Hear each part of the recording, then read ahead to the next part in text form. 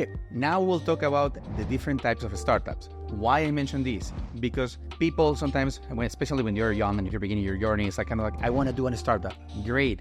There are different ways to do a startup, and there are different types of startups. What this means, like for example, you have, and there are many categories, I will just talk about 5 probably. If people start asking more, I can just do another video about that. But in general, I will start with the IPO, the startup that you want to take to an IPO. You want to be a unicorn. I don't recommend that in particular, but I don't have nothing against it. That means that you're building a company that needs to scale really fast. You will raise money from VCs and need to ramp up really, really fast in order to make sure that you hit all the KPIs that is required to be scalable, raise more money, and then suddenly you can do an IPO and be happy ever after. If that's your journey, great. That, for example, it's out of the question for me, not because of I don't like it, it's because the way that I like to work, it's not so much depending on raising money or all the scrutiny about paperwork. So I don't have nothing against IPO, but the amount of paperwork that you need, the due diligence that will be required is not something that I like to pursue, because your focus will be more into the compliance than into scale the business as I would love to do.